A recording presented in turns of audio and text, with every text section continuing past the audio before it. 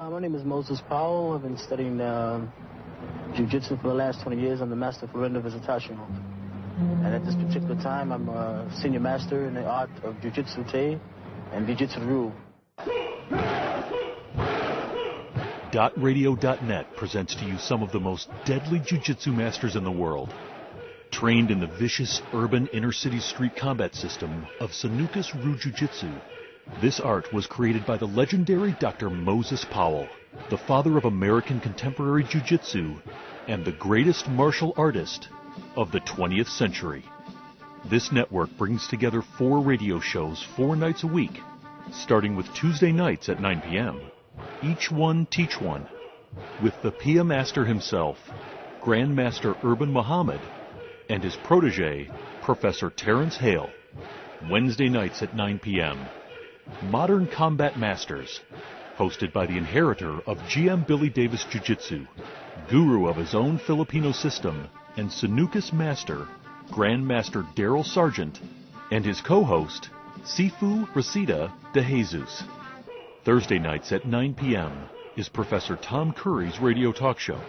A Kenpo Master and Professor of Sanukas Ryu, 20 years law enforcement, senior tactical training instructor for intelligence retired, and author of the official Sanukas Ryu Jiu-Jitsu testing and training curriculum. And Friday nights at 8 p.m. is Making the Connection, hosted by the president of DocRadio.net, Grandmaster in the art of Sanukas Ryu and Soke of Kuroshi Kaikan martial arts system, and president of the Family of Sanukas organization, Soki Haisan Khalik, and his co-host, Shihan Farouk Gibbs. All of these shows can be linked to online by typing in docradio.net or listening live at the scheduled time by dialing 646-716-6825. DocRadio.net is also proud to present DocMagazine.net, the world's largest martial art magazine dedicated to Dr. Moses Powell, Sanukas Ryu Eye-to-Eye Jiu-Jitsu, urban tactical street self-defense, and streetology. Please join our Facebook group by typing in docradio.net and follow us on Twitter by typing docradio.net. Thank you for your support, and in the words of Doc, eye to eye, heart to heart, to the wall and back, os. Blog Talk Radio. You can't take a man and tell him he must be rigid when he flows, like a stream.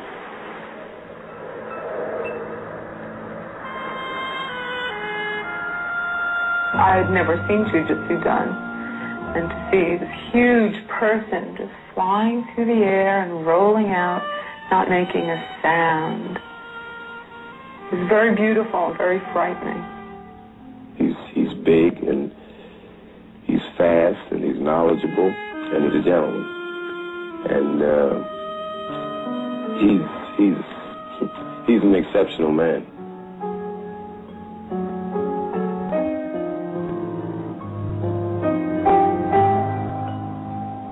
My type of rollouts are not like you might take it, like it just looks beautiful, but it's a very dangerous thing because if I can attack with those, then it's something else,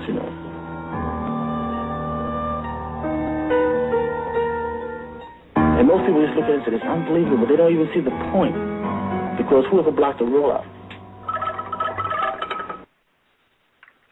Thank you again. This is the last day in April 30th, 2012. I want to first, give this fan base a bigger round of applause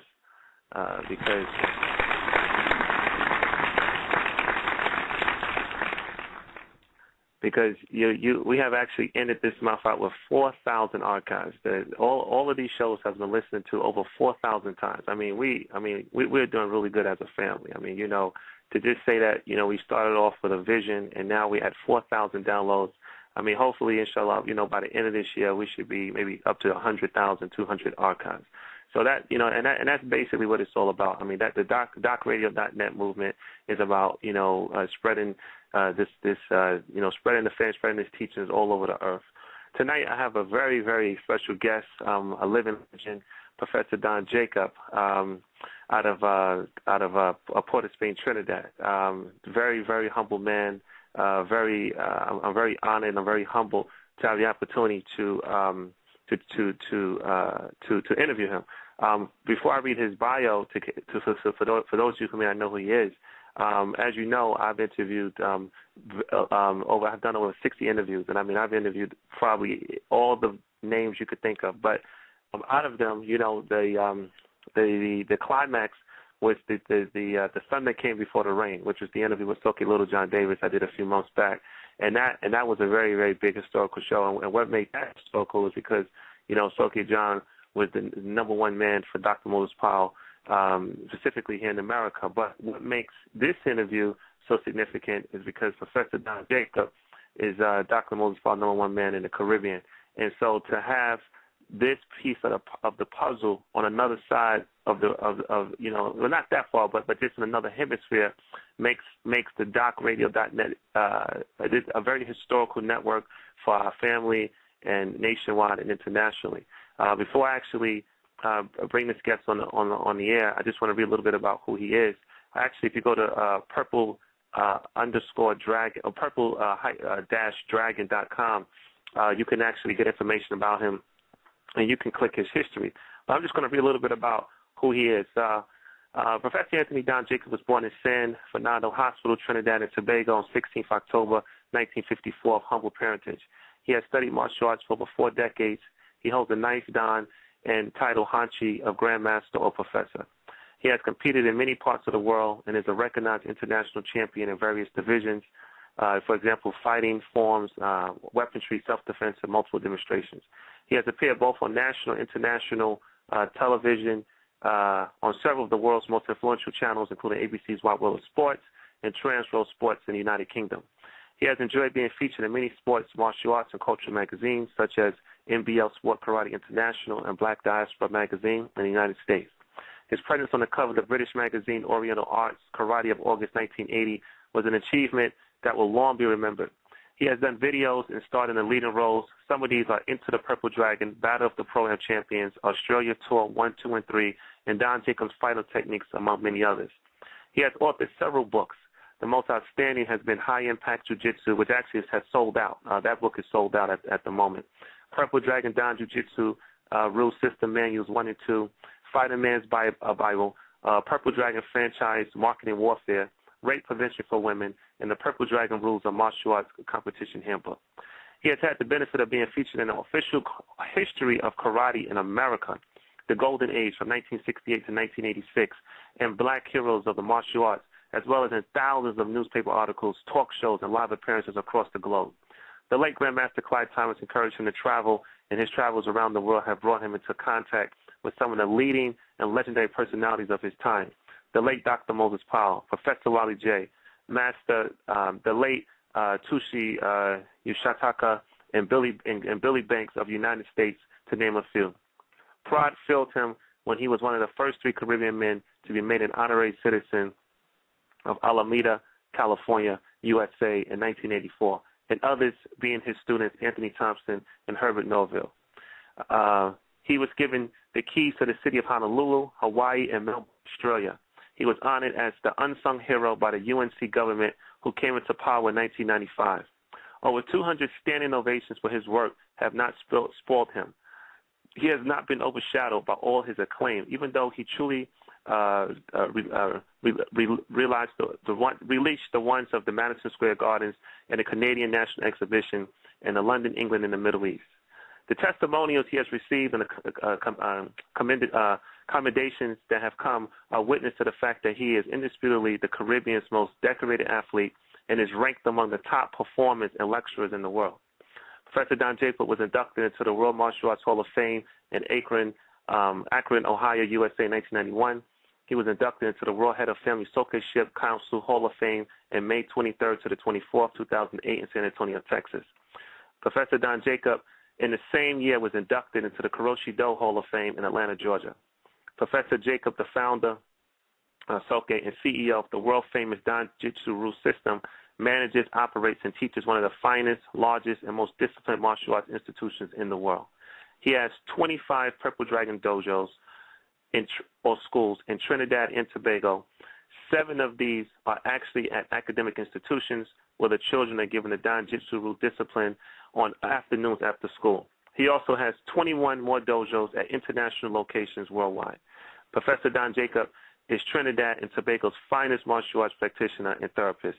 He is an author, instructor, teacher, lecturer, motivator, counselor, and father. He has taught over 30,000 students in the martial arts.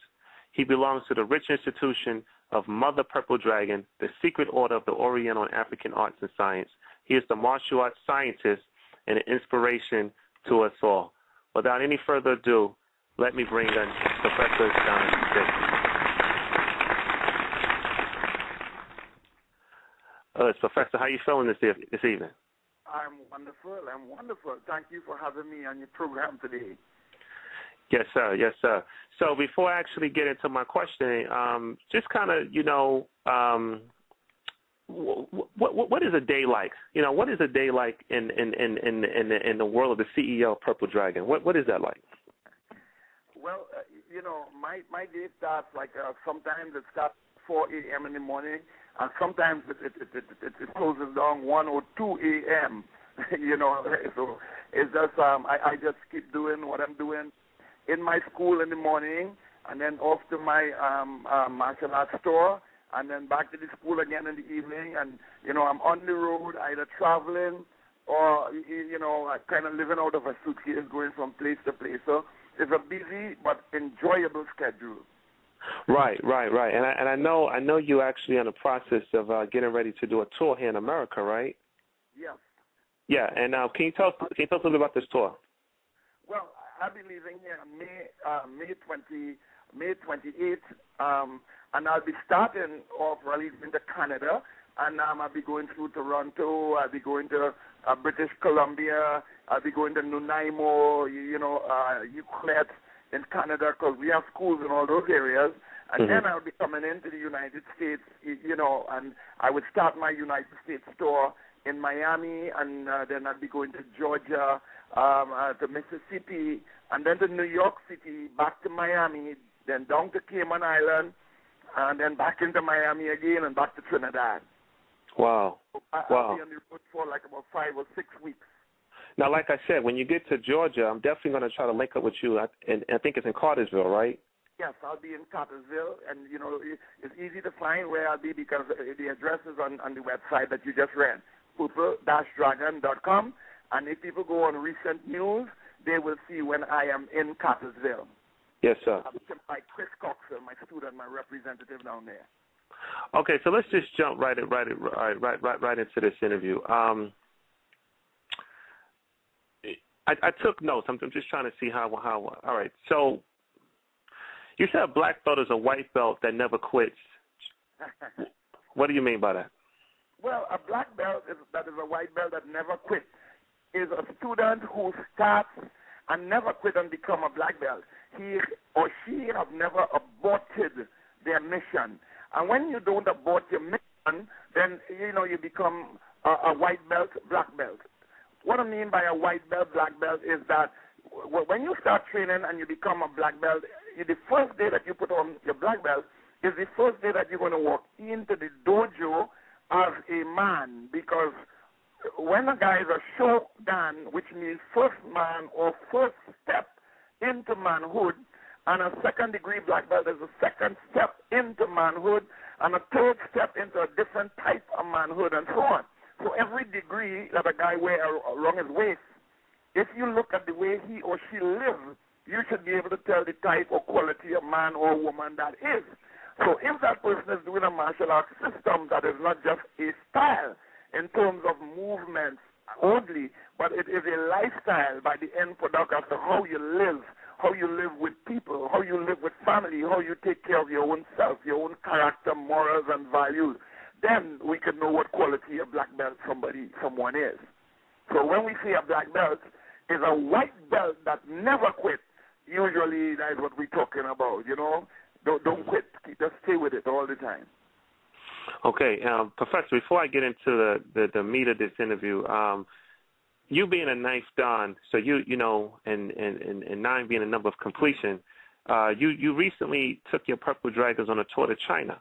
And you said that when you went to China, that was a big hit. Now, you going to, although we know Africa is the origin of martial arts, but China in the modern world, you know, has that position now. So you going to China, and you as a ninth Dan and your international dojo, when you went to China, how did you feel, you know, bringing your style and bringing your flavor to Asia?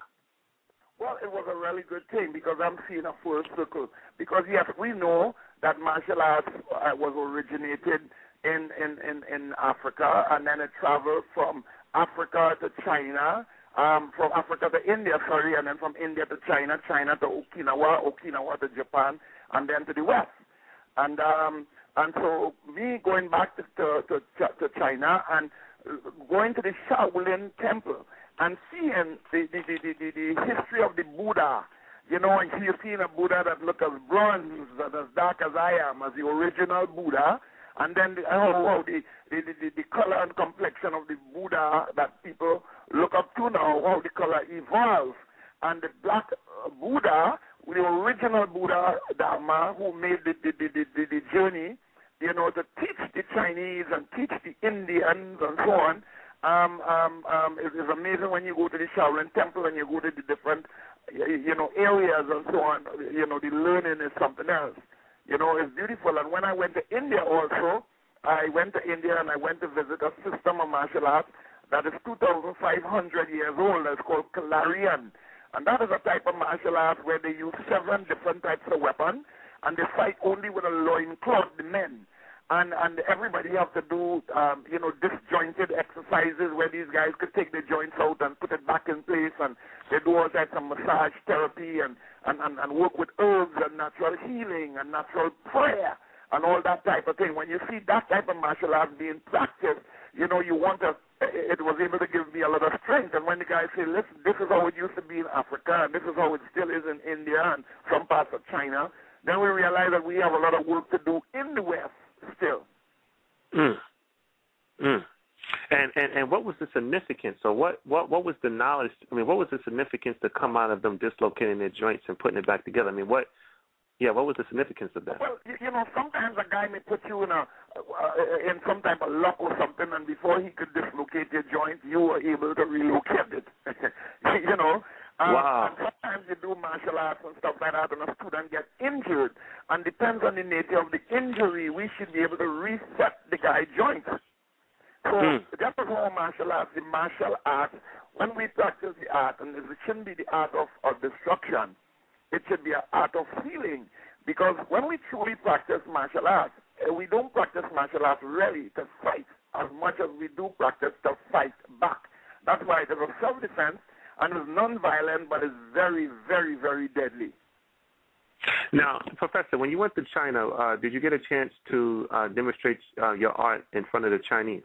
Oh, yeah. We went to the Shaolin Temple, and we actually performed at the Shaolin Temple. You know, and it was a great experience because we got standing ovations and stuff like that at the Shaolin Temple. You know, and it was like every half an hour, there are martial arts displays.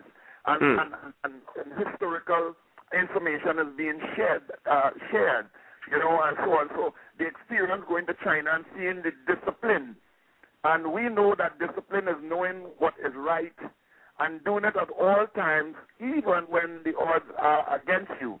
And when we practice discipline, we know that if you don't discipline your discipline by continued practice and respect, then you will be disciplining your disappointment. So going to China and seeing the level of respect and the level of training and, you know, and body conditioning and stuff, if, you know, I would love to, I am incorporating some of those things into my system now because, you know, if you try to do that in the United States, I mean, you could have a lawsuit. What's some of the things that you've seen in China that you think could perpetuate a lawsuit in the United States? Well, some of the conditioning and stuff like that, they still actually... they use apparatus and stuff like that, which we will call primitive, or somebody will call it abuse. Like, for example, training and putting your head under the belt, And when you have under the bell and stuff like that, they hit it with the log and all that in order to be able to, strengthen your ear and not get distracted and all those things with the airwaves and so on. All those things, you couldn't do that in the United States. You couldn't do that. Sometimes, when I taught in the United States and I'm teaching, sometimes before I touch somebody, I have to ask them for permission to touch them. And they say, yes, you can. Otherwise, if you just touch somebody to do a technique or to make a correction, you could be in a sexual harassment charge. Professor, let me ask you, when you was in Shaolin, did you get an opportunity to train or witness some of the top masters in Shaolin? Oh, yeah, because that's where they live. On the way to Shaolin, on the way to the Shaolin temple. Now, can you paint a picture of an older master or someone you've seen in China that just tell me, just like 30 seconds, several, not just one, but several. These guys get up in the morning, and everywhere you could look, there is martial art classes going on, free of charge in parks, dancing, stretching, calligraphy, writing, poetry, all the different things that make up an artist. Now, if you go to China and you say that you wanted to learn Kung Fu, they might take you to a paint or flower shop.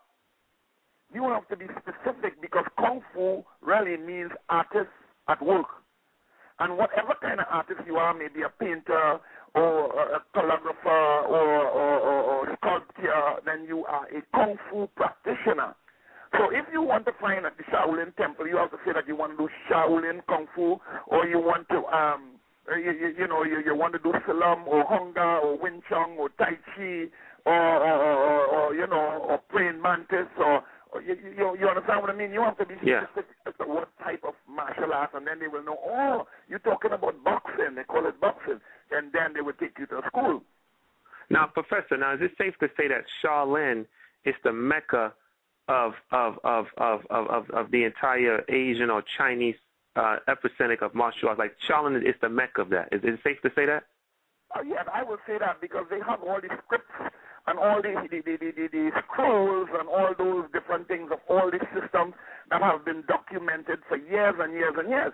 And these guys could go back and tell you, if you're doing a particular system in China, they can actually go back and tell you who is your 75th grandmaster of that system. Whereas in America and in the Caribbean and stuff, we are not well documented like that because basically, I don't know what urgency or emergency, whenever we do a martial arts system, it is not properly documented except into a sort of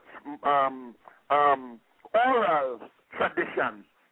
Oral tradition, meaning that a guy is a good fighter or he's a good whatever it is, he may be a great warrior, and he has a style, and he may call the style whatever he calls the style, but when he dies, that style nobody have no point of reference like in China or like in India or like in Japan or Tibet or wherever. That's the reason why I am with Donjitsu Ryu, and Donjitsu Ryu spells the D, determine to win, O, overcome all challenges, and have a strong no, because if you do not have a strong no, you have a weak yes, J, justice, I, integrity. So the Donjitsu Ryu system is not just a fighting system, but is a complete philosophy in which one should live by and a lifestyle.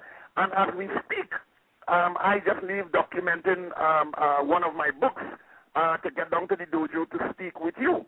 And then when we spoke today, and the day before that, I was working on this book. So this book, now I have several books out, but the book on documenting from A to Z, the Purple Dragon Donjitsu Ryu system. And the people, as far as I know, back to Professor Moses Powell, and back to Professor Lauren Day's visitation, and back to Professor S. Henry Okazaki from Hawaii, who had something to do with helping and raising Professor Florendo visitation, and which is also a route when you check that back right into small circle theory with Professor Wally J. under Professor H. Henry Okazaki, and all that comes right back to Mr. V. And then right back into him teaching Professor Moses Powell, and Professor Moses Powell teaching myself and all the other great warriors that he produced. and so on, but it's not documented. Now, you're trying to document it now, and congratulations in terms of your radio show, but in terms of a written something that it's on some sort of microfiche, or some sort of, some place that when we are born, our contributions will be, somebody could find it in some library or some university or some place. None of Professor Moses Powell, a student, is doing that, and I think you should use your station to be able to call upon everyone who have great knowledge from such a great master to be able to document their work. So if, I say I'm doing Jujitsu Ryu system, where is and what is Jujitsu Ryu? Where can I find it from A to Z in the form of a syllabus that could be worked into any educational institution, university, or whatever it is? Yes, sir. And I just want to make the connection, using the language of Soki Hassan. Actually, his show is making the connection. He's part of the docradio.net. But I want to make the connection between the master that you mentioned in Hawaii. Isn't he the founder of Danzaru Jiu-Jitsu? He is the founder of Danzaru Jiu-Jitsu. Yeah, because I train a little bit in that. So it's interesting you mentioned that. And you said Professor. Did you know that Mr. V had some of his formal training, or a lot of his formal training from Professor Henry Okazaki from Japan? Yeah, I knew that. He also got a lot of his military hand-to-hand combat from a military guy named Charles Nelson. You ever heard of him? Right. Yes. Very popular. But yes. but Charles Nelson and all those guys are great contributors and stuff like that to Mr. V. But Mr. Okazaki, him and so on. Right. Yes, sir. So before I'm about to Dante, but before I make the connection, the reason why I want to set it up, I want to set that framework for that question in China, was that when you looked at those top masters in China, which is the Mecca of the Oriental, when you put Dr. Powell against their top master, give me a contrast between what you see in Dr. Powell and what you see in that top master in China. Well, when you look at Dr. Moses Powell, I think, first of all, my teacher, Dr. Moses Powell, is in a class by himself. I would want to compare him to the guys in China to say who is better, who is not.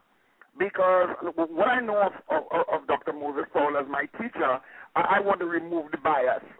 And obviously, I think I might be a little biased in his favor because I am one of the sources of his ability.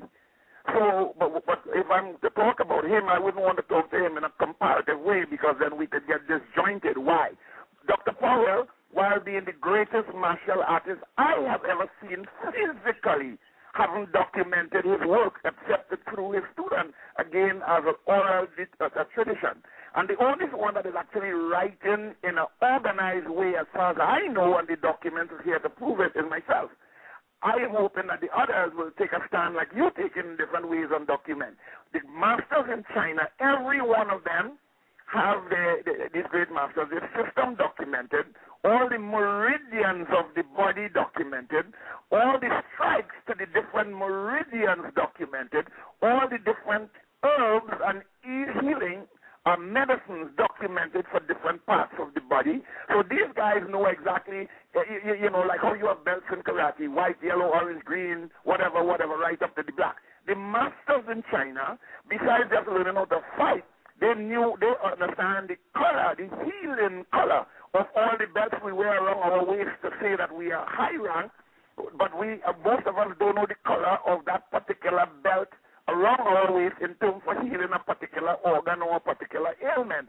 So if we want to talk about the difference between Dr. Powell and those guys, that will be a major difference. But if we have to go, and bring it at a physical level, one-on-one, man-on-man, I have never seen anybody like my teacher. One-on-one, man-on-man. I have never seen anything else. He's just a machine. When he was alive, when he was young, man, just an unstoppable machine. If you just tune in, I'm speaking to Professor Don Jacobs, 646-716-6825, live out of. Well, tell the audience, where are you right now, sir? Where are you calling from right now? Well, I'm speaking to you halfway around the world. I'm speaking to you in a little island called Trinidad and Tobago. That's where I live. That's my home, my birthplace. Yes, and sir. in the Caribbean, and you guys are welcome to come and visit us anytime. Carnival time, Christmas time, nice food, nice beaches, good sunshine, and just wonderful people. So come on down. Yes, sir. All right, so let me get right into it. So you grew up. You basically grew up in the hood. You come from humble beginnings in Trinidad, and then at some point, your first introduction to the martial arts was through judo, through Sensei Clyde Thomas. Who is that? Who is this person? Well, Sensei Clyde Thomas was a father that I didn't really have.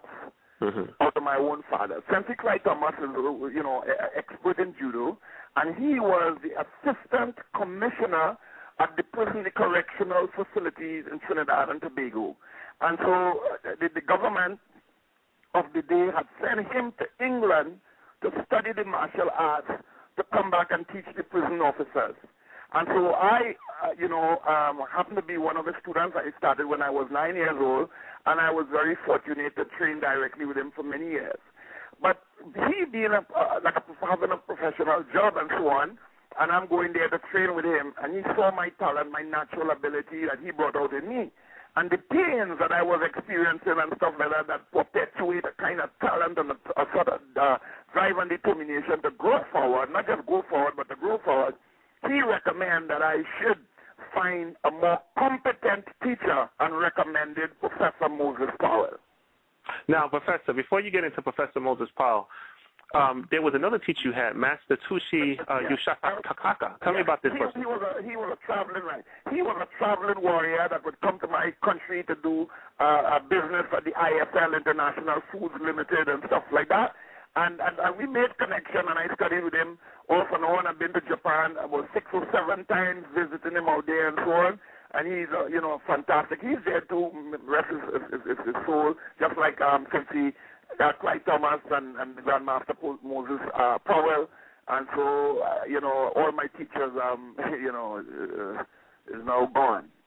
Now, let me ask you, when Sensei Clyde Thomas made a recommendation for you to go to New York to travel with Dr. Powell, did he make that recommendation to all of his students, or did he just make that recommendation to you? Just for me, because most of his students didn't want to do martial arts as a career because they were career people. Some of them was bankers, some was lawyers, doctors, people like Dr. Stephen Blizzard, Vicky Solon Kelly, he was an accountant, a top accountant. Tony Lucas, he was a top banker. And most of the students were pretty much well-to-do people except me. I was a little ghetto guy, from the ghetto. Some people call it the ghetto, so I call it home. And I used to pick up bottles on the side of the streets and sell bottles. And the dues to train those days with Sensei Clyde Thomas was $2.50 TT, and TT is like 6 to 1 in your money, I'm sorry. So when he found out that I was picking up bottles and I was washing dogs and polishing people's floor, to raise $2.50 a month to come and train with him, he just let me come and clean the dojo and and so on, and that's how I paid my dues. Now, let me ask you this question: what year was this when Sensei Clyde recommended you to go train with Dr. Powell, and what was Sensei Clyde's relationship with Dr. Powell? What was his relationship, Dr. Powell? Yes. Well, Dr. Powell's relationship with Sensei Clyde Thomas, I don't know how they met. But I was introduced through Sensei Thomas, and when Dr. Powell came to Trinidad, Sensei Clyde Thomas was also one of his students. So he would always come to his classes and his seminars and workshop and learn. And whenever he goes to the States to do any kind of business or study, he would also go to 554 Atlantic Avenue, Brooklyn, New York, and train with Professor Powell. So let me ask you this: when Sensei Thomas was teaching you judo, this is like in the early 70s, right? Maybe 71, 70. Yeah, early in the 60s. Really. You said early 60s? Yeah, this is somewhere in like 63, 64, somewhere there. Okay. So when he was teaching you judo, I'm assuming Kodokan judo, right? Yeah, Kodokan. Well, there was no other judo. As a matter of fact, I don't know if they have any other judo now, but there's only one style of judo in the world, and that is Kodokan judo. That's why judo is in the Olympics, because there's only one style. Now, let me ask you this. When he was teaching you judo, was he ever throwing in any stuff he was learning from 554 Atlantic? Like when he would come back to Trinidad, was he ever like giving you some jewels from what he was learning from Doc in America with his judo? Well, he went to England also to study combat hand to hand, as I told you. So he knew how to kick and how to punch and how to do submission wrestling and other types of definition, ways to be able to subdue the prisoners without using physical violence. I mean, techniques like punching a prisoner. So they had to use the batons to restrain people, like if there was a riot or something, to do stamp and drag drills, if you know what that is, and to be able to use the batons to put it along someone's throat and pull them back to restrain them rather than hit them to the back of the head with the baton to draw blood and so on. So the method of the baton work had to be one of the ability to subdue one rather than to hurt the inmates, because that would have been a problem because with the law. All right, so let me ask you. So you get to New York now. You coming from the inner city. How was you able to get your trip financed? Like, who financed you to New York? You know, when I started to come to New York, it was $250 $3 for the airfare to come.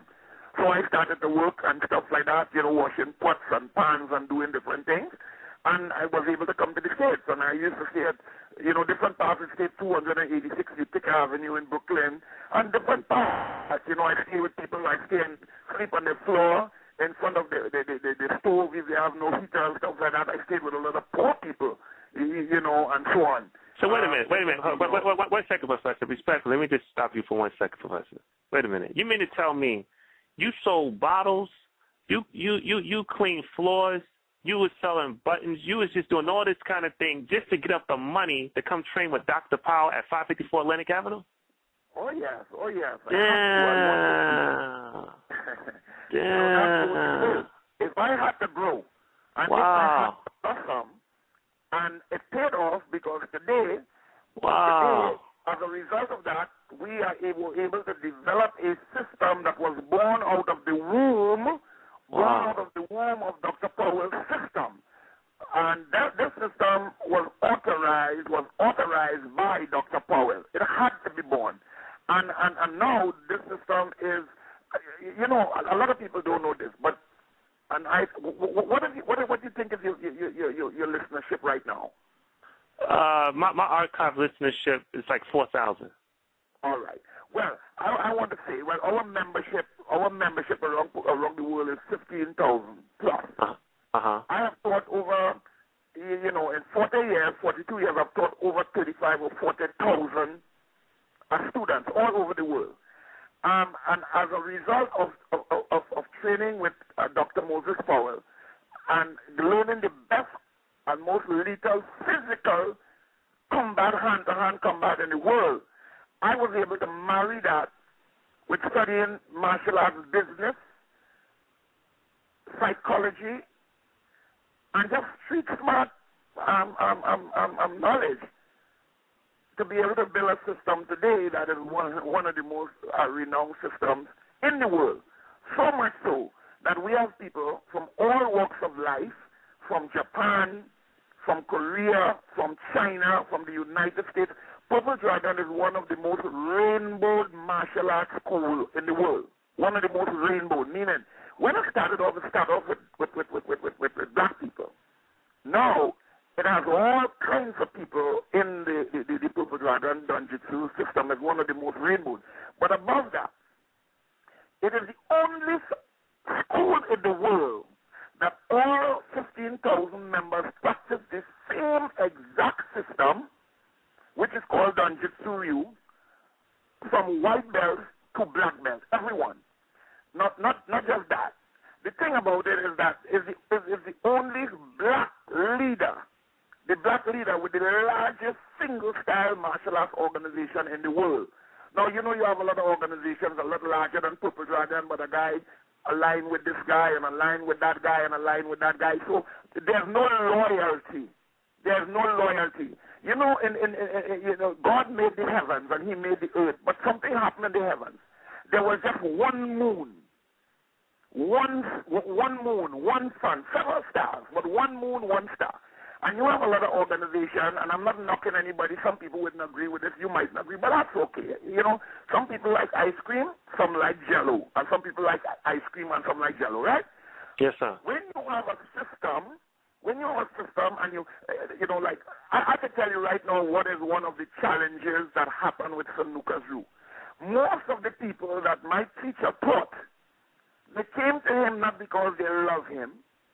They came to him, a lot of them, because they wanted the most lethal technique. But when they came, they had a black belt from Shotokan, they had a black belt from Taekwondo, they had a black belt from Nahate, they had a black belt from Kyokushinkai, or Wadaru, or Gujin-Ryu, or Ishin-Ryu, or they had a black belt from one of the 5 or 7 traditional martial arts systems. Because Dr. Moses was one of the first people who started inventing his own system in America. Well, as a matter of fact, the first black man, as far as I know, had to do it in America. Because everybody had to be towards traditional Japanese style, because they wanted to be recognized by this organization or that organization, or they felt that if they didn't have Japanese credibility, they weren't good enough.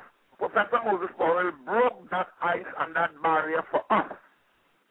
And he was one of the first black men to be able to say, the Japanese, the Koreans, the Chinese, anybody don't believe me, step on the floor. Step on the floor. You know, I remember in Trinidad, one time there was a tournament, and a Japanese man, and I will call his name on your program, his name is Masarami Soroka. Say it again, Master what? Masarami Soroka. He's a Japanese Canadian. And he was the head of the Shotokan organization in Canada. And his school was functioning out of Toronto. And he came to Trinidad at a major tournament we had. And he was the center referee, and Dr. Powell was a corner referee, and a fight was going on. And some guy scored a point. And Dr. Powell with a jump spin kick or something. And Dr. Powell called the guy's point. And Masarami Soroka might have been a very small man, like maybe 140 pounds. The Japanese people pretty small, some of them. But he had a huge voice, and he said to Professor Moses Powell, you can't call a point for that. You people, that's what he said. You people, what does you people know about karate? And man, the whole place was quiet. Dr. Moses Powell has to take some quick steps over to the middle of the ring, grab him by the throat, lift him off the floor with one hand and say, what you mean, you people? It was a scary, scary, scary moment. Damn. He was in Trinidad with one guy, I don't know, you know who Hudson is? Who? Hudson. Yes, sir. Okay, so I believe Brother Hudson might have been the one who accompanied him on his tour to Trinidad when that incident occurred. Wow. And that was in 1970, maybe 72 or something like that, 71, 72, at Queen's Hall, a hall called Queen's Hall. That's where we used to have major martial arts tournaments then. And listen, man, it was a scary moment. When the guy said, what you people, and Professor Moses Powell grabbed him by the throat, with one hand and lift him, curl him off the ground, and say, what you mean, you people, explain yourself. And this Japanese pants was wet. Damn. Well, this is true stories I'm telling you. Now, people will say that he's a monster, and he's a gorilla, and he has no discipline, and he has no this, but he's a man. And when somebody attacks your manhood, then he will defend his manhood. And I remember he picked up and this guy was a Japanese guy who was over the Shotokan Federation somewhere in Canada, and he picked up their top man. Like, he picked up their Shotokan soke by the throat in the ear. And then when he slammed him, what did the soke do when he got slammed? Well, what did they do? Did he just stay quiet? It was very embarrassing. He had to apologize because, people were begging the professor not to take him out. Not to take him out. Please don't get yourself in trouble. Because, the professor he's for real. He is for real. He is not one of those guys who talk the talk. He walk the walk. Professor Moses Powell was the guy who audio matches his video. He would never talk about it. I remember training with Professor Moses Powell, and one of his key words he used to say to me, I don't know about the other black belts, but one thing he used to say to me, and a few of the other black belts, he used to say, don't tell me, show me. So if you have a good technique, don't talk about it, show me. Professor, let me ask you a question, man. I love, this interview is powerful, man. Let me ask you, this is a 2-hour interview. I'm already at 1 hour and 18 minutes. We almost flew through 1 hour. Let me ask you, if I feel like I need to get a part 2 in the future, would you give me a part 2 interview? I would love to do a part 2 interview with you, brother. Once I'm in the country or wherever I am and we can hook up, I can give you my number whatever part of the world I am, once we on the same time, because sometimes I'm 16 hours different. If I'm in Australia or I'm in China or Japan or wherever I am, we could, we could try to see if we can hook the time up, and we can always talk again. No problem. All right, so check this out. So first, check that. So you in 554 Atlantic Avenue, all right, and you in that dojo. Okay, so now you're a great orator. So tell the audience in the 70s when you walked in that dojo, what was it like inside 554 Atlantic Avenue? Just give us, what did that look like? What was the training like? Who was his top students? Talk to me. Well, 554 Atlantic, I used to kind of live on coffee and pizza because I was on a low budget. And I used to pay 35 cents for a slice of pizza and 35 cents for a cup of coffee. And kind of go on coffee and tea and pizza and stuff. And I used to come into the dojo at 554 Atlantic Avenue in the morning at the first class, and I was one of the last guys when they was closing the dojo. Those days, Little John Davis used to train out of another location and stuff like that. But the main instructors there was a guy named Pedro and Noel, and one of the female instructors was Sister Veronica, and another guy by the name of Chuck Aaron, and those were some of the in-house instructors. And the dojo was like a two-story building. So he had the bottom floor, and then on top he had like apparatus for training, like things like wooden dummies and conditioning, things that you could condition your body and stuff like that. So, you come through, and there was the office in a little corridor, and you come to the mat, and I was all bang up punching bag in the corner. It was like a sweatshop. It wasn't no nice fancy dojo, you know what I mean? But he just produced and produced just Now you named a grandmaster I have a lot of love for and a lot of respect for, Grandmaster Noel Arrington. I look kind of like a grandfather, so inshallah I'll meet him one day. But what was he like? What was his training like at 554 Atlantic Avenue? Which one, Grandmaster Moses? No, Noel Arrington. But Aaron. Well, all the students, all the guys in snooker had a specialty. All of us had a specialty. Professor Moses Powell don't have no one student. Professor Moses Powell doesn't have no one student that has the same abilities. Everybody has a similarity in terms of the kata, and everybody has a similarity in terms of something. The brick fall, because everybody had to learn to fall, because they say, well, not really fall, but learn to land. Everybody could fall, but not everybody can land. So every one of his black belts knew how to be a good okay. Everybody. If you couldn't fall, because when Professor comes to the dojo, he said, can you fall? Can you fall? But when you start doing this thing, you have to do yours, and yours is to protect yourself and not hurt yourself. So when Professor Moses Powell stepped on the mat to work, the training was, it was something else. But everybody, like some guys would be specialty in takedowns. Other guys' specialty was kicking. Other guys' specialty was demonstration. Other people's specialty was, going to tournaments. Other people's specialty was everybody, but only time you could really get to know what Dr. Powell's true ability is when different black belts from different parts get together and tell different stories and show different techniques. And one of the reasons why Dr. Powell used to do that, I don't know if he was concerned about being betrayed, because he was betrayed so many times by so many people. He used to train every one of his black belts differently. And every one of the black belts had some kind of technique that could have hurt another black belt. But let me just point for so he premeditated, he consciously trained each one of his black belts differently. This was by design. Yeah. Damn. Because let me tell you something. One guy, Professor Moses, for as good as any black belt think they are, it doesn't matter as me, or Lil John Davis, or Sugar Crossan, or Kenny Brown, or the Twins, or Lumumbo, or Pedro, or whoever it is. One of the things he used to say is, first of all, when he has students training, he say, there is no man or no woman. In this class is only students. So everybody slam, everybody protect themselves equally, no favors. Everybody has to train hard. But if you go on a tour with Professor Moses Powell, he would show you something and tell you that's for you, don't show anybody else.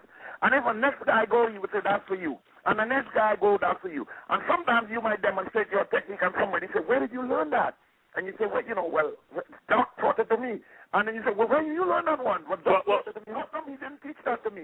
Professor, I have so many questions for you. I gotta manage the time because because it's just such a powerful interview. Let me ask you, like, I give an example. I interviewed Grandmaster Antar Muhammad. You know of him, right? Antar Muhammad. Yeah, I know who he is. A great man. Yeah. So we have great conversations. A brother of mine. And so I know his specialty is the inside game. Doc, he's so if you're in Sanukas and you wanna learn the inside game and you wanna master that, you wanna destroy a boxer, you wanna be able to be proficient in the inside game, Grandmaster Antar Muhammad got all those secrets on that. He can make you real nice with that. Then you got another person, Soke Hassan Khalid. Now Soke Hassan, what Doc gave him was he's more like dirty jiu-jitsu, like dirty, like he's like almost like Panatuka, like that real dirty style, like you throw a punch, he's not gonna sit there and block. He may break your elbow, just break you down. Like he's into bone destruction, angular movements. You know what I'm saying? He's known for his dirty style of jiu-jitsu, and so that's what Doc gave him. Now when it comes to you, what did Doc give you? Well, the doc always say that I am a total package, and he used to call me the Caribbean boy. Because I remember a lot of times whenever there's a situation, he say, wait until the Caribbean boy come up and you'll see what I'm talking about. He used to say that on the mat in front of a lot of those guys. Wait until my Caribbean boy come up. He used to call me the Caribbean boy. Wait until my Caribbean boy come up and you will see what I'm talking about. Now, I didn't like that because he would set everybody up against each other. He used to do that. And say, well, if you're worried about me setting you up, why don't you just train harder so that you will protect yourself against anybody? That was his thing. Okay, so what he gave me is he used to say I'm a total package. Okay, so let's take this. Okay, so all right, so first, let's say this. All right, so you're the Caribbean boy. Let's say we got the American boy, right? So let's say the American boy is Soke Little John. So now, with you, I don't know who the American boy is. No. I'm just painting the picture. I'm just saying, like let's say his top guy is Soke John, or even Crossan maybe. But let's just go with John for a minute.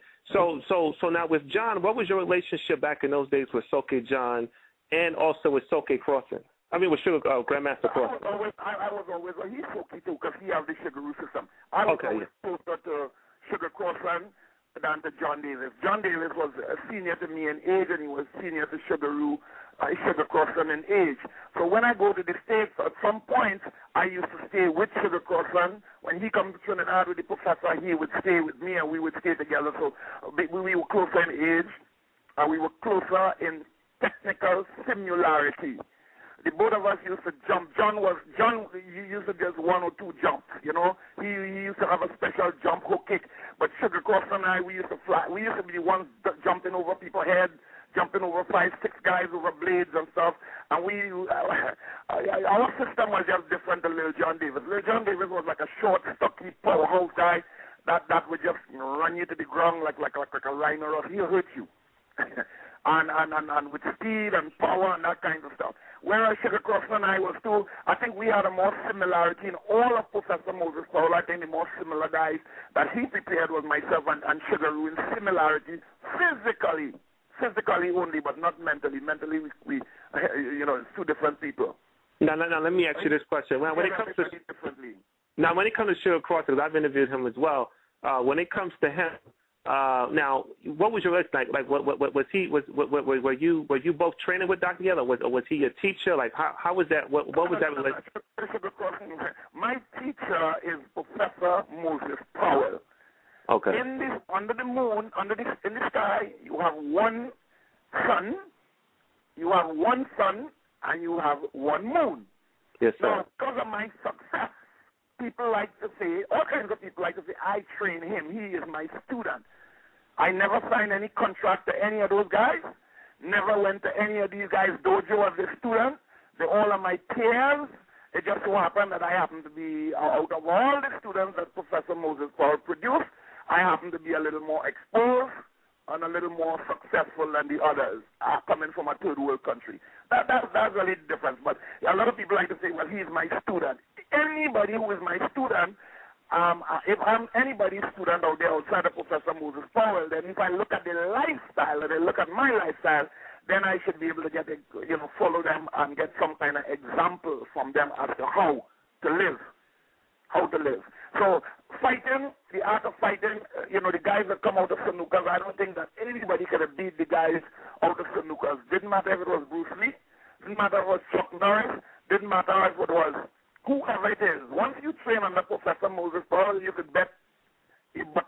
on the snooker fighters. If you step in the streets, you know, against any one of his black belts in that time, I think the chances of getting hurt was really great. But in terms of living, I'm not like, okay, Kenny, for example. Kenny was one of the best fighters. And when I was living in the States, I was hungry one day, and I was living with two ladies, Barbara and another girl, I think her name was Helen. And they let me stay with them. And we didn't have any money, and I was sleeping on the floor, and I was sleeping in front of an oven to stay warm, and we had no food. And one day, one girl was upstairs and said, there's a guy downstairs, and he said anybody could knock him out, he would give them $20, and they could put up $10. And he would laugh anytime with him. You know, so I put my coat on winter time, and I run downstairs to see if I could fight this guy in the street so we could get $20 to buy some food. So when I went downstairs, it was my guy, Kenny Brown. It was Kenny from Sanuka, so we couldn't fight, so I had to stay hungry. This is the story, right? But Kenny, right, lately after that, Kenny went to prison for robbing a post office. Him and another student robbed a post office, and he went to prison. So, and then while he was in prison, and he was one of the main guys for traveling. Yeah, you know, and he was just just an awesome warrior. Professor, you know how I see you guys, all you grandmasters now. This is how I see it. I see it just like this. First of all, Doc trains you guys to not just be pit bulls, but you remember that scandal? My brother Michael Vick, and he did overcome that. So I'm not dwelling on his neck, but I'm just for the point. You remember the whole pit bull fighting thing when it was the pit bulls fighting each other? I don't know if you heard about that. Okay, so Doc didn't train you guys as dangerous as a pit bull is. He didn't stop there. He made you guys like the pit bull that, you know what I mean? You know that vicious pit bull that fight each other like with Michael Vick? That's how I see all you guys. You know what I'm saying? Like, it's just amazing to talk to you guys. Like, it's just, anyway, let me go to this next question. So, all right, so I got that. So now when you're in that dojo, when you're in the Sanuka's dojo, was that training very hard? Like, was it was it a hard? Yeah. When the professor come in the class, the first thing you hear, guys will say, the professor is here, the mats will be smoking. That's the first thing you hear guys saying. The professor is here, the mats will be smoking. And then he walk in, everybody will stop and pay respect, salute. And from the time he stepped on the mat, it was true, the mats were smoking. Yeah, because, you know, I mean, and when we were training, sometimes we might have 10, 15, 20 guys on the floor at the same time, and we were doing self-defense techniques. And if, while you're doing technique, your back touch another student's back, and you didn't do anything to protect yourself even from that other guy, even though he wasn't your uki or you wasn't his uki, and you get touched by him and didn't respond to that, then the professor, he used to have something called having fun. And what having fun meant in his class that I was in is that he would put one guy in the middle, and they form a big circle around this one guy, and everybody will do their most devastating technique to run you along, take you up with a gooseneck, and take you to the next guy, and then he will just do his most devastating technique, and at the end of it, you might get about 60 or 70 most deadly techniques from everybody, you know, and so on. Just simply because he was sparring or he was training, and everybody was on the mats together, the mats crowded, and you get touched by somebody behind the back, and the professor noticed that you didn't respond to that touch, he would say if he was in the streets, he was going to die. So he's always telling us, watch your back, watch your back, watch your back. So, Grandmaster, so I'm assuming, okay, so you completed your studies at some point, you get a black belt Sanukas, and then you come back to the Caribbean. So when you come back to the Caribbean, it's not by coincidence that all the hard training you went through, that your very first school in Trinidad was called Hell Yard. Yes. Yes. So is that the connection? If I have to make a connection, it was. Explain that. It was called, Hell Yard because it was like hell, man. It was not like hell up there. The mats were smoking. And I will always, one of the things that he always asks his black belt, and he will always say to us, can you fight? Right. Can you fight? And the next thing he used to do to us, he used to say, when he would teach you a technique, a deadly, deadly technique, something you've never seen before. And when you learn it, about a week or two after, he would say, do you think that technique will work on me? And I say, and we would say, no, sir, it wouldn't work on you, but it'll work on him and him and him and him, but not on you, sir. It's very wise, very smart. Let me ask you this question, Professor. What is the most devastating technique you ever seen Dr. Powell do, to the point where it almost made you? It was like your brain just kind of froze. Like it was like, what the hell did he just do? Well, the most devastating technique, not technique I saw him do, but techniques, is one time I saw him doing a demonstration was a multiple attack with about 6 or 7 guys, top guys. And I see 3 and 4 guys in the air at the same time, getting hit before they touch down on the mat. In the air. If I try to tell you what happened, I would be lying to you to tell you, my brother. The guy was just in. Oh, man. I would pay anything to go back to that day, man. I would. And you know what? Like, something happened to me that always happened to my teacher. Sometimes when I'm working and my best techniques are coming out, the cameras is not running. And sometimes when Professor Moses Powell is working with us, some of his best techniques, no camera is running. So wait a minute. He had 3 guys in the air at the same time, and while he had them in the air, he was beating them up in the air while he was in the. He was tagging people before they touched down. Wow. I'm talking. I mean, and I'm not talking about no prearranged stuff. Sometimes how did he do that stuff? I don't know how he do. That's why I tell you he was the greatest. He was like a black Buddha, man. He was like a black Buddha and a living legend. Oh, you know what? No, but that brings me to the next point. I interviewed Soka Runako, and in that show we had a good laugh, because when you say Black Buddha, when you met Doc, that influenced you going bald. Say again? Did you had an afro before you saw Doc, and then when you saw Doc, you had a bald head? Yeah, well, I had an afro. All the students had an afro. Sugar Crush had an afro. Yeah. But every afro ended up turning into a bald head, because many days you working out with Doc, and if you have an afro, man, your afro will be messed up because he was by the hair. And, handfuls of guys' hair used to be on the mats. When we sweep on the mats, classes, and you look at the broom, you would see so much. Besides having some blood on the ground, because guys would get their mouth busted and all that kind of thing, and a personal problem these days, if you get your mouth busted, guys never used to act like a sissy. If they get your mouth busted, it's like, oh, no problem, let's continue. You know what the thing is, man? You know what I realized too when it comes to training? I don't mind getting busted up, bloodied up, knocked out. No, I mean, like, none of that bothers me if it's coming from an authentic Sanukas master. You know what I'm saying? But I feel like if you're going to get banged out, and if it's not going to be the real deal, why sign up for that? Well, I think in the time when Professor Moses Powell was teaching, I don't think that there was much distractions like now. He was just coming right out of the Civil War time with Dr. Martin Luther King and all that kind of stuff. And black people were subjugated to all kinds of nonsense and ridicule and so on in the United States of America and in the Caribbean. And so people like Dr. Moses Powell, when they come to the Caribbean to teach and stuff like that, it was not to teach you how to fight, but to teach you how to fight back and how to fight back against loose. I remember one time I used to buy, my grandmother, I was small, and my grandmother used to buy eggs from a white lady named Miss Stewart in my country. And because my grandmother used to rear chickens and sell, like natural eggs, right? Not those like kind of white chicken eggs, what we call common fowl eggs in my country.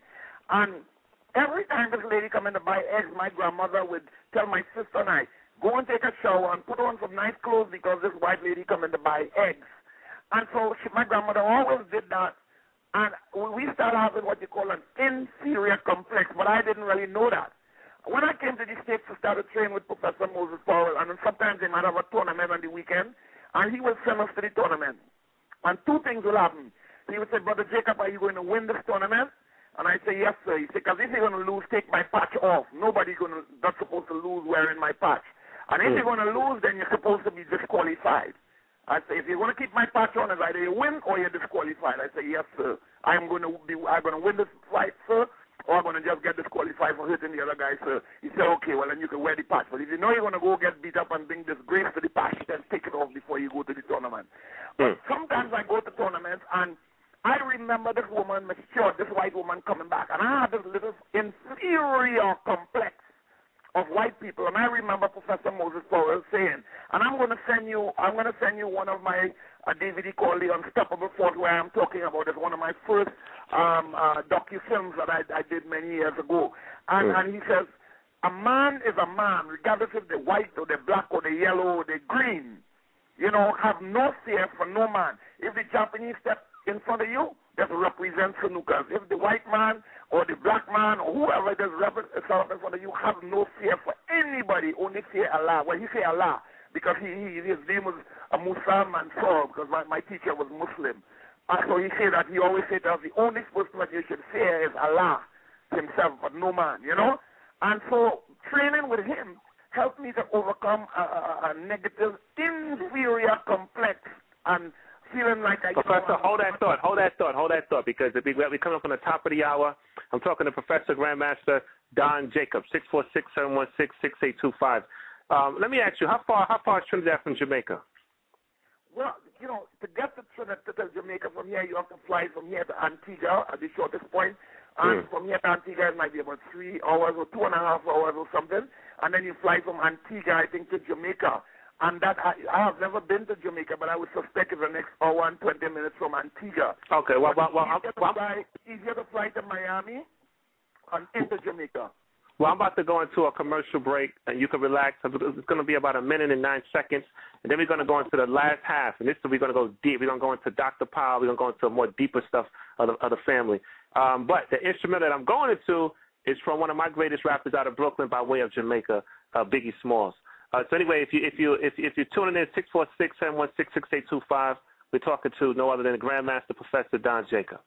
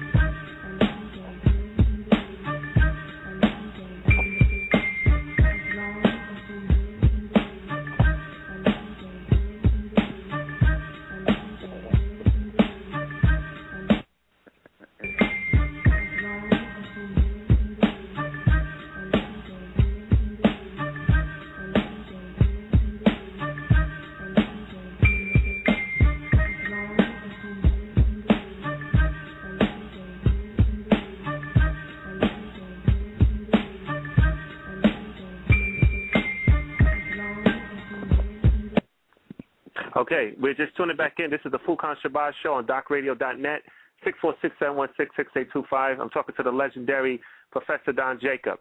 Professor, before I go into the last hour of the show, the last 25 minutes of the show, how are you feeling right now? How do you feel about the show? How do you feel at home? I'm feeling good. You're grilling me, and that's good. And one of the things I'm enjoying about this is I am actually, because of the questions you're posing, at me or to me, I am actually reliving, you bring me back, you just take me back in time.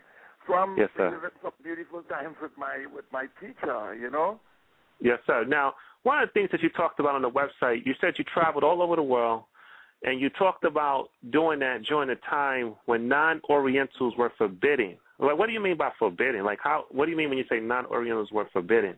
Because, because me growing up, the only martial arts I've ever seen, 99% of my martial arts experience has come from black men.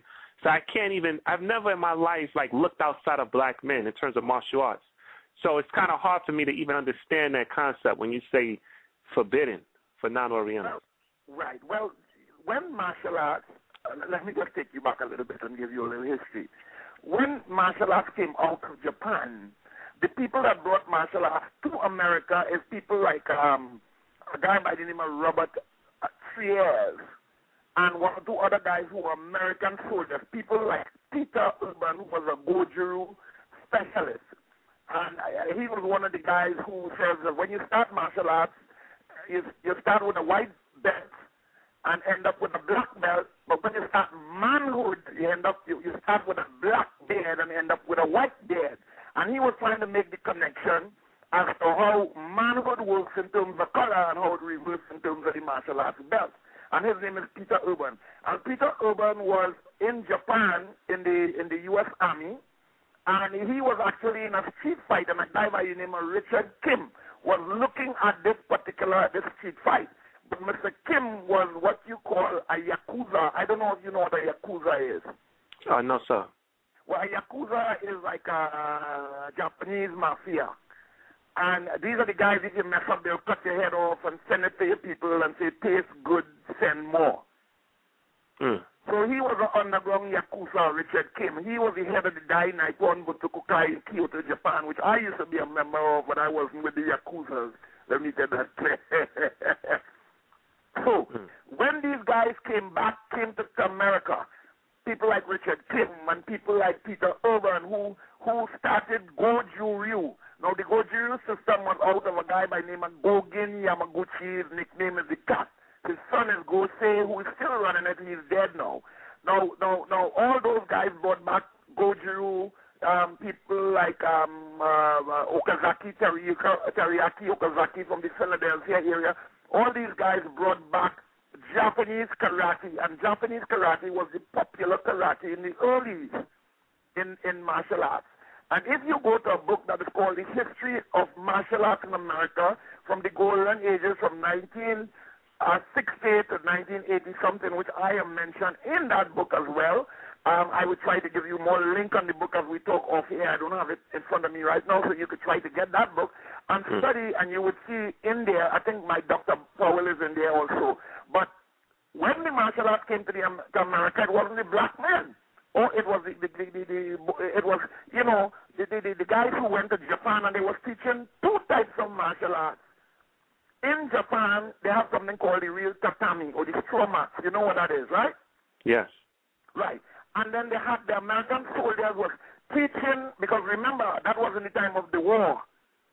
And when President MacArthur he went to Japan, they all defeated Japan in that war, and they banned karate, and only one school was able to function, which is the Dai Nippon Butokukai, which is in Kyoto, Japan. I just came back from Kyoto 2 years ago to visit that organization, which is the oldest martial arts school organization in Japan to this day.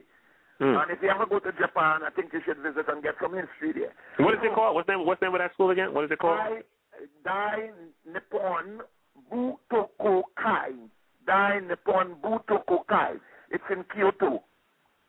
And if you go to Kyoto, you should go with an interpreter or so, because even on the food cans, everything is in Japanese, whereas in Tokyo and some other places, you have things in English and Japanese. So down in Kyoto is very, very Japanese, very, very old school Japanese. You could go to the ninja village down there, and there's lots of old school martial arts down there. Anyway, before you move, so just say you took me to Shaolin. Let me go to Japan now. I interviewed. Now I know Doc brought Sanukas to Japan, and what was the Japanese Jiu-Jitsu master's impression of Dr. Powell's Sanukas Ryu Jiu-Jitsu? Well, I didn't know if Doc had took Sanukas to Japan individually. I have no such record of him ever even going to Japan. Well, he took Anton Muhammad, and there was also a brother, Melach Graham Paradise, another man brother Yaya Alpha Beta. But that's what I was telling you earlier on. Doc is the type of guy who have different people.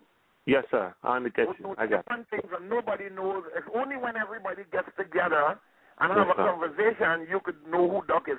No one black belt who claimed to know Doc, I am telling you this right now, do not know Doc. Yes, sir. He was just that kind of guy. He was a mystery guy.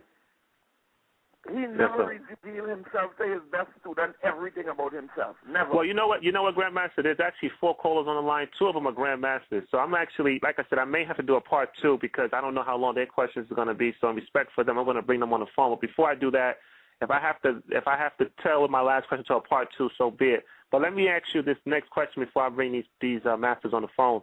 My next question is, when I was reading about your bio,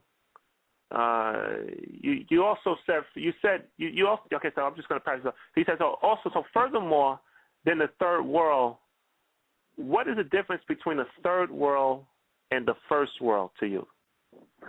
Well, I was taught by Dr. Moses Powell that the third world means 300 years behind and still regressing and keep it that way. Damn.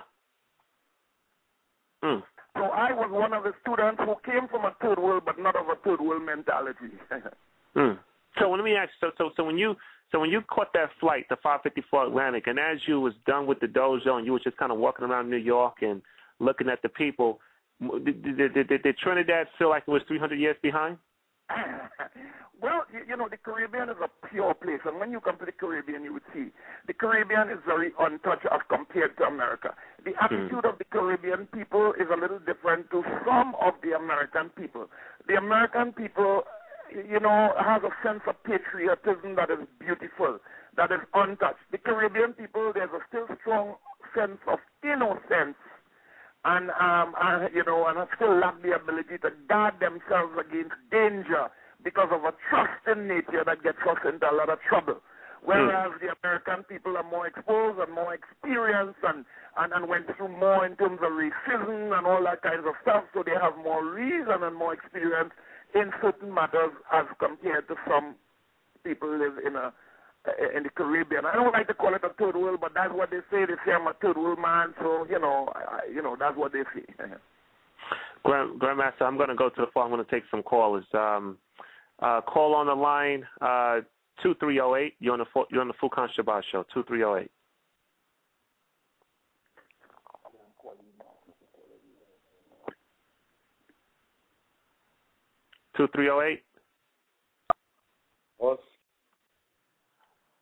Oh, is this Soke Hassan?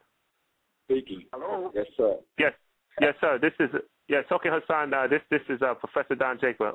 How you doing this evening? How are you, my brothers? I'm wonderful. How are you? It's so good to hear you again. I'm not going to keep you long. I just wanted to call in and give you the greetings and just let everybody know that, you know, they're listening to one of the great warriors of the martial art. You know, you serve so well, brother, and, you know, your legacy is still living through you. And the legacy that you continue with Dr. Powell was definitely felt around the world. I just wanted to share that with you. You know, to quote with your last statement that you made there, you know, you say that the islands are pure. I see the islands are kept you pure as well, brother. You're just as genuine as when I met you, and your spirit is very large, brother. So I wish you continued success in all that you do. Hope to see you soon. Thank you very much, Hassan. Thank you so much. I appreciate your love, and thanks for your call. Thank you, Soke. Thank you, brother. Okay. Okay. 4014, you're on the Furqan Shabazz show. 4014. Okay. All right. 3862, you're on the Furqan Shabazz show. 3862.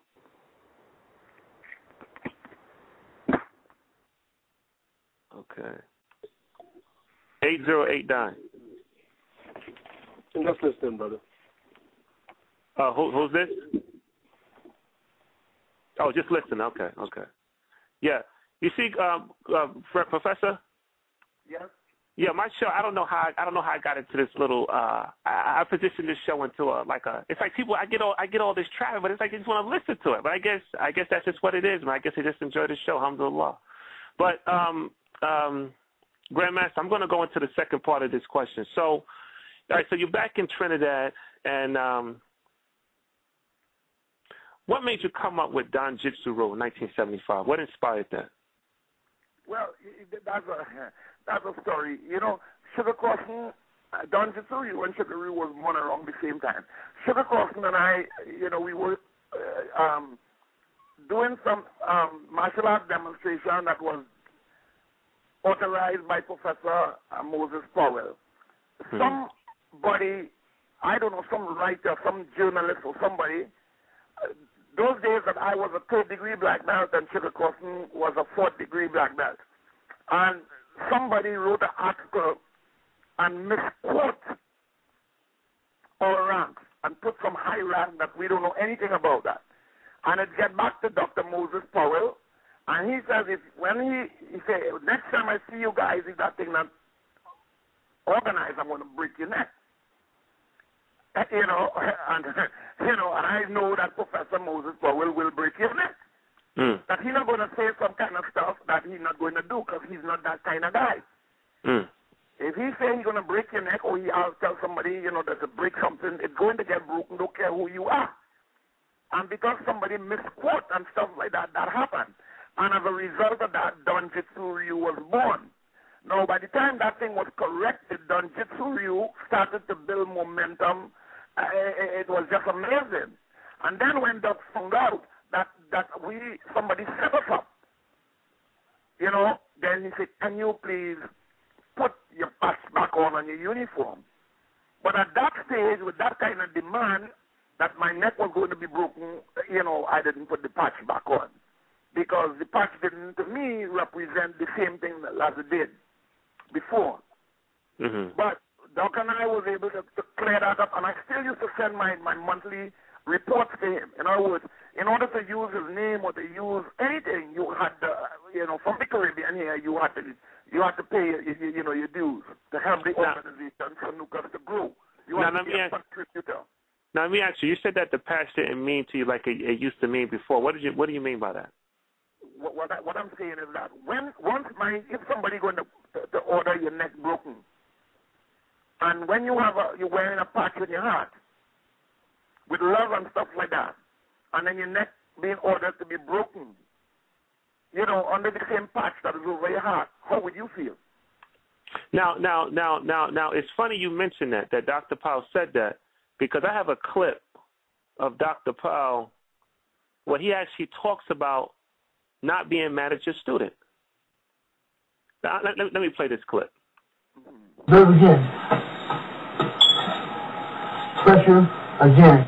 Stress. And in place. It's just the first thing about doing. Let me see. There again. Hello, I'm here. Yeah, I'm here. I'm trying to find this clip. Okay, all right. It's just the first thing about doing. I never get a chance to. Some people join the martial arts. I want to learn how to throw that shoot or throw the knife hand block, throw that make this throw. But they never get a chance to do just punch, kick, block all day long. Because the person that signs him up, he takes advantage, but he knows not what he thinks he knows. Right? And you can't see it, so you stay on and on. It never happens. So not knocking any particular body now, but I'm just saying, look around. Make sure you see it, go to an instructor, sit down and talk to him, and check out the width of his mind, the depth of his heart, and the surroundings of his conversation, and ask questions. That's how you teach and learn, right? And if the teacher gets mad at the student, there's something wrong with that teacher. You won't know either, right? If you don't practice, you won't have it either. When I look in the mirror, I don't blink. I look myself square in the eye. Don't frown. You know what I'm saying? Because I don't get mad at my students. You understand what I'm saying? Just teaching on. I should have been I guess not. 1, 2, 3. This time turn around double. Yeah, so that was a clip of him saying that if a teacher get mad at his students. It's very muffled. Can you give me a little idea what is Dr. Paul was saying? Please help me. Yeah. He was basically doing a seminar. He was saying that if an instructor gets mad at his student, there's something wrong with that instructor. Yeah. Now, let me tell you something. I don't know now, Dr. Moses Powell. If you know Dr. Moses Powell, and maybe you know him different than I do. And everybody know him in a different way because he was so vast. He was so vast that many men to understand just little bits and pieces of Dr. Moses Powell. I'm just reading a book. Just started. Somebody sent a book to me that was written by one of his senior students who was with him since in the 60s. I don't know if you know of that book. I don't know the title of the book, but you know the book? You know about that? What's the name of the book? I don't know, but I can't remember. But I do have the book. When I get home, I can look at the title again because it pissed me off, pretty much. And the reason why it pissed me off is because it has a lot of similarities in the book of some of my experience. And I thought that the book shouldn't have been written like that, in spite of I think that the book should have been only talking about the good parts of Professor Moses Powell. And what I'd like to do is make I would send you a copy of the cover, send it to you so you could purchase it and you could do a study. When you study the book, then and try to interview that brother who wrote the book. I think you'll be able to get a next insight as to something that I don't know and I never know about my teacher, and that maybe somebody else, but this guy was one of his top guys because all 50 years is there with them together and all that kind of stuff. So Dr. Moses Powell was the kind of guy that if you did or claim to do something that you shouldn't have done, he would just simply say, this is what I will do if you don't get this fix. And he wasn't the guy to play. He wasn't a bluffer. He wasn't a liar, and he wasn't no fraud. So if you know that you're going to get hurt, really going to get hurt, you need to protect yourself, and you don't want to protect yourself by balling fists and coming in front of somebody who teach you how to be a man. It'll be easy to walk away gracefully, bow out, and keep that love going, and, until the healing time, such time come, which it came. And at the end of the days, when we started to speak, he was able to say to me, thank you, Brother Jacob, for doing, because now, as it is, every one of my books and my documents and all that, I am keeping him alive, just like how you were doing with your radio shows. And, I vow to continue to keep his name alive as long as I am alive and as long as my book will last, because if you want to be remembered, brother, long before you die, you've got to write something. And most times that you want to hide something from a black man, they say put it in a book. Yes, sir. We need to change that. But I'm still writing because my audience is not just the audience of my people. My audience is the audience of martial arts people who want to really learn and get the history of good martial arts and where Jujitsu derives. So I keep on mentioning my teacher and his roots and his background, and I lecture about my experiences with him so that people will know the roots.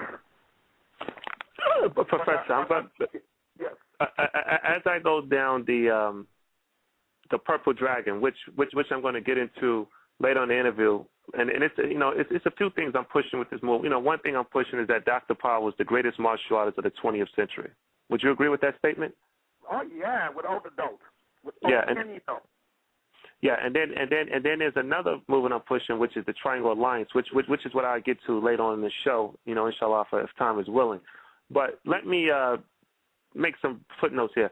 In your system, Don Jiu-Jitsu Rule, I'm going to basically go through with some of the points, like the history style, the standard style, and just take 30 seconds or less and just kind of, just kind of encapsulate the essence of it in 30 seconds or less. So basically, you call the name of the style, and I will talk to you. Call the next one, I'll talk to you about it. Yes. So basically, in the Don Jitsu Rule style, okay, which is what in the Don Jitsu Rule system, you have 20 fighting styles, and as I told you, a lot of people who calling themselves Soki. The word Soki means Songna.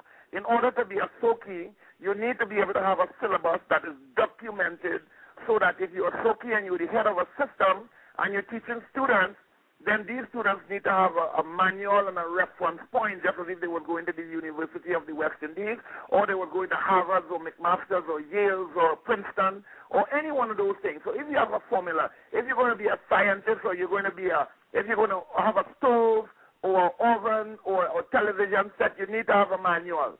And that's why within the next few weeks, Purple Dragon going to have a complete syllabus for our students. When I say complete syllabus, I'm talking about out there, so that all our students will be able to understand. And when I'm gone from here, and that's the reason why Shotokan and Taekwondo and Judo and Aikido and all those things are flourishing, because they all have a syllabus and they all have something documented by their master. If it's Aikido and you have something by what's his name, Morite Yoshiba, or if it's by Judo and it's by Dr. Jigoro Kano, or if it's by Shotokan and it's by Gishin Funakoshi, or if it's Kyoko Shinkai-kan by by Marutatsu Oyama, or if it's Goju Ryu by Gogen Yamaguchi, or if it's whatever it is, if it's sticking head, whatever it is, my Yip Man that Bruce Lee used to do. You know, so all systems, you have a master or a grandmaster or a great-grandmaster, and you have some sort of thing documented so that years after the master is gone and your radio station evolves to something else, and whatever evolves to something else. The younger one who come in 100 years from now, Professor Moses Powell, one of the greatest black teachers ever lived, will never die. Will never die simply because there is something to document. And if I document Donjitsu Ryu and leave out the origin or part of who is my teacher and so on, then I will be just doing injustice to all my students.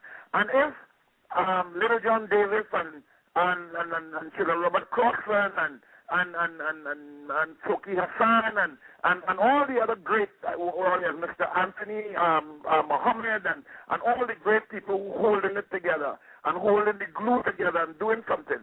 If everybody were to document what they know, it might be kind of controversial, but people will be able to pick sense from nonsense if they read everybody in literature and still find the truth as to who Great Grandmaster Moses Powell was, is, and continue to be through the source of his students.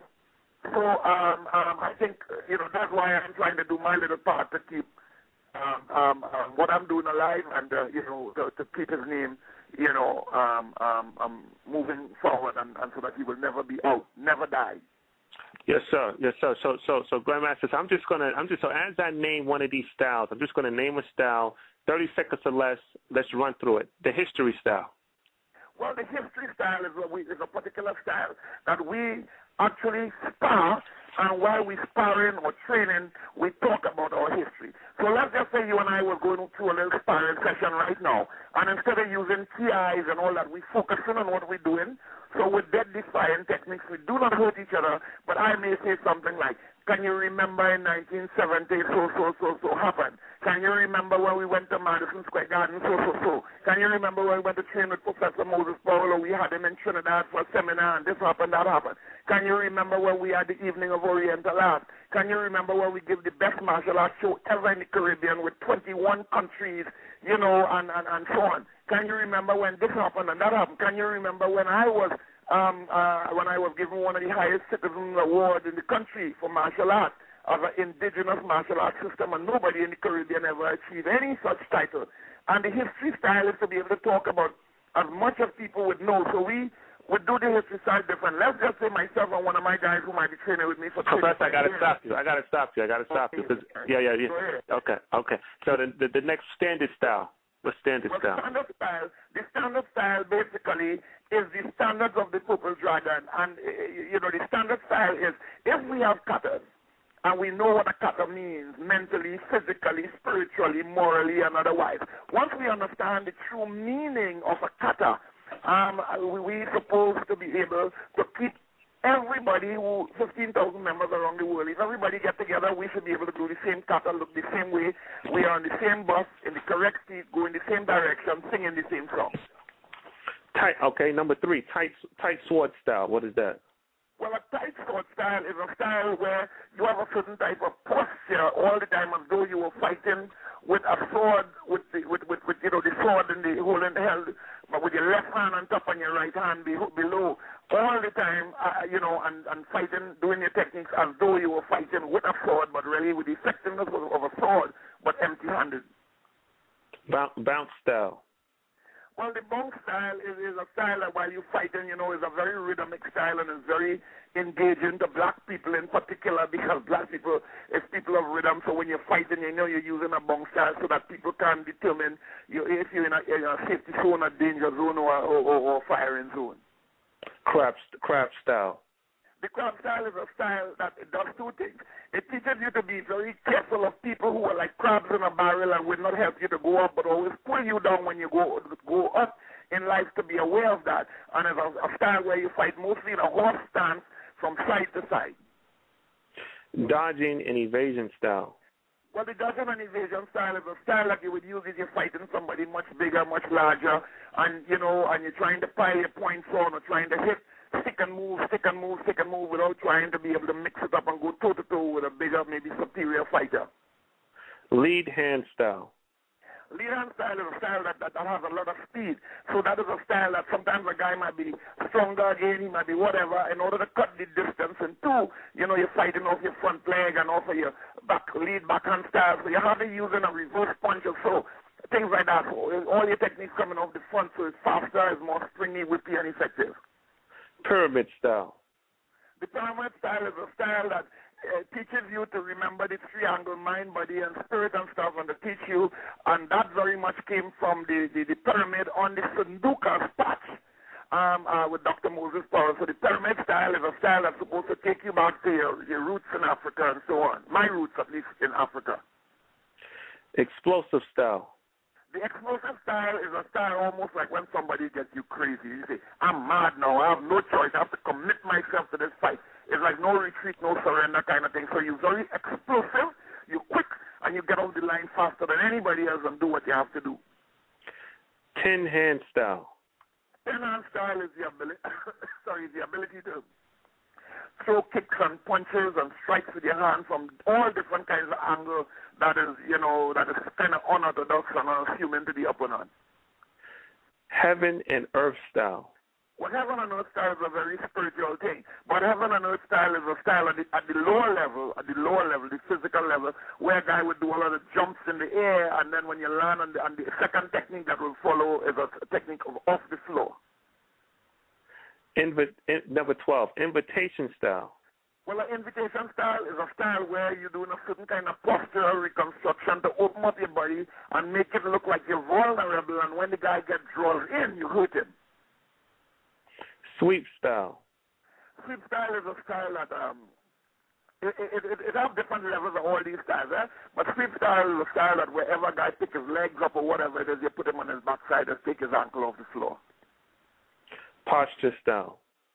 Posture style is like, have you ever seen a peacock or a bird or some kind of thing like that when it makes itself look bigger, to fight off other animal or other prey? Well, yeah. The posture style has, right? The posture, it depends on your posture. A guy walking with confidence or moving with confidence to be able to sort of distract or to keep off somebody because they would think that you're very confident, and by your posture reconstruction and so on, that you would attract less trouble. Robot style. What style? Robot style. Well, the robot style again is at two levels. The robot style is like moving as though you was a robot, but not letting people set you up and chain you up and treat you as though you are their puppet on a string or a robot. Yeah. Short man style. Well, short man style is that you have guys who are very short, and we have systems and methods to teach shorter people how to combat a taller guy. Tall man style. Well, the tall man style, because a lot of times a guy is a tall guy fighting a short guy, the short guy will try to stay inside so that he can't get his shots off. So that when we have special ways to be able to learn how to disconnect yourself from a short man and still take him out if he understands your height and your range. Sticky hand style. Sticky hand style is a style close to something called chipai. I don't know if you know what that is, but a sticky hand style is being able to grab the guy's sleeves and grab things and stay close with him. So it's more like if you're going to get into a little bit of, like when we get the grappling style a little. But like Wing Chun, right? Hello? It's like Wing Chun? It was a little bit, it's not Wing Chun, but it will have some moves like Wing Chun. A lot of chopping the arms and chopping the legs and chopping, it's like your hand is glue, and when the guy punches, the way you would grab and the way you would hold. But not just grabbing his hand, but grabbing his hand specifically and meridians to shut him down. Grappling style. Well, grappling style is the type of jiu-jitsu that Professor Moses Paul. See, a lot of people think that Sanuka's jiu-jitsu, what we're doing, is that what people call an MMA now and new martial arts and stuff, that is things that Professor Moses Paul have been doing since, he was young. And so grappling style is something that we do, that's why I have a background in judo, so that we do a lot of inside fighting. And the last style, 20, healing hand and breathing style. Well, the healing hand and breathing style and stuff like that, as I told you that when I went to India, that people had to learn about herbs and all these kinds of stuff. And in the Jujitsu system, It's not just a style, but a lifestyle. So people have to learn about different types of herbs and what is good for cold and what is good for headaches and what is good for gas and nauseousness and all that kind of stuff. You seem to be like an encyclopedia of just martial arts, period. That leads me into this next question. You got a book out called The Fighting Man's Bible. What does that book talk about? Well, The Fighting Man's Bible is my latest book. It's out and it's doing very, very well. People can get it online. It's on Amazon. It's on Amazon. It's on eBay. It's on Amazon.com. And it's doing very well, so people can buy it online if they want to learn anything about the Fighting Man's Bible. But it's the only book on martial arts philosophy as to how to use your martial arts styling and turn it into a lifestyle and survive. It teaches you how not to die of poverty. It teaches you about sexual destruction. It teaches you about Humpty Dumpty. It teaches you about third party. It teaches you all kinds of different valuable lessons of how to live, how to make money, how to keep money, how to retire, how to treat women, how to treat your God, how to pray. It has 18 different lessons. There's 35,556 words. In 118 pages on 18 chapters, and it's about one of the greatest books out there. It is the Bible. And when you say Bible, they say Bible means basic information before leaving Earth. And anybody who want to learn and study the Jujitsu system must have this basic information before leaving Earth. Because if you leave the Earth and you didn't document anything, you will be rotten and forgotten, and nobody will remember you. That's why I'm trying to keep Professor Moses Powell's name alive, just like yourself. Grandmaster, let me ask you this question. A man that started out selling bottles and buttons and things like that to now have an international organization of over 15,000 students. So I guess it's safe to say you probably are a millionaire. So to go from to go from selling bottles to becoming a millionaire, what would you say to my audience is the key to making that transformation in terms of building a powerful, successful organization at that high level? Well, for me, what I'm about to say might be a little different. But I think one of the reasons why Purple Dragon is quite successful, and I was able to become, a millionaire in my late 30s and be able to hold that into I'm almost 60 now, is simply because thinking make it so. What you think about is what you bring about.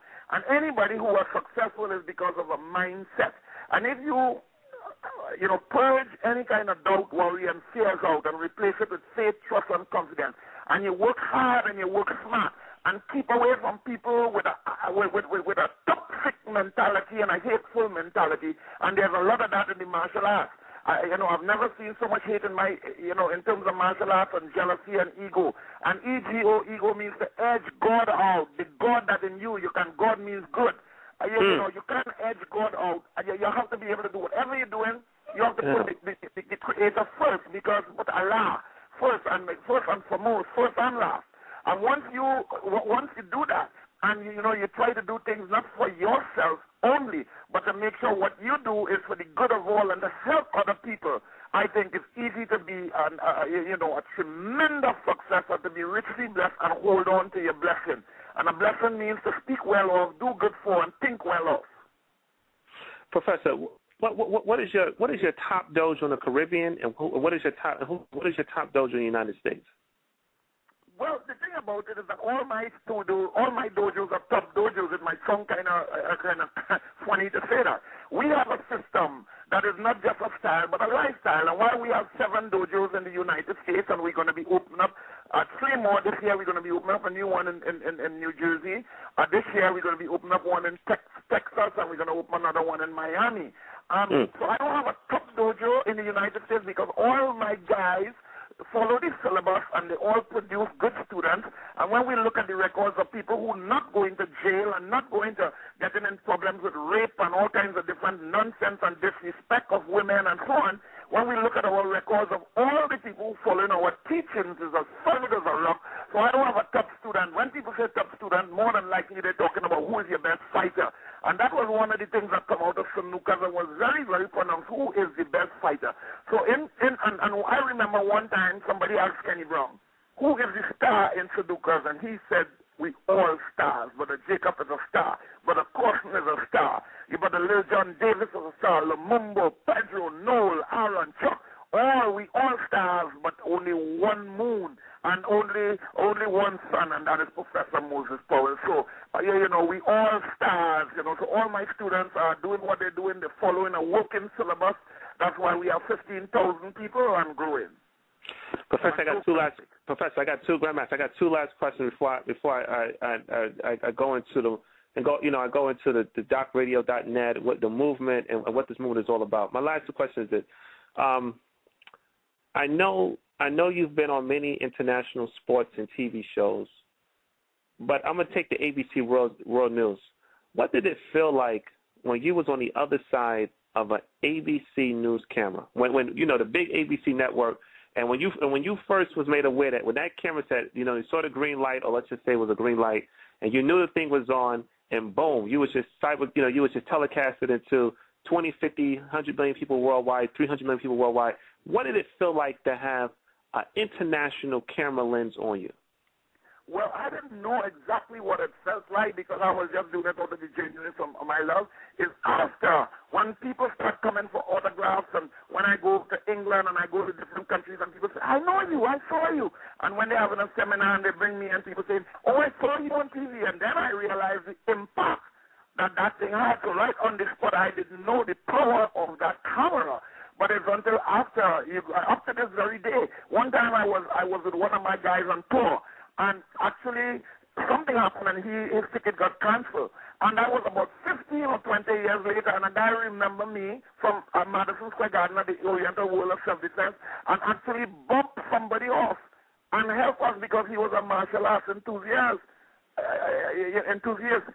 from another country, and he remembered us and helped me to get on a flight and my student. So the impact of people getting to know you and know you for doing good, honest work is just amazing. That your ability to create currency, not money, currency, because people like you, and because people like and respect the work you're doing, they become your currency. So wherever you are, you might not have money in your pocket, but you have currency in your movement.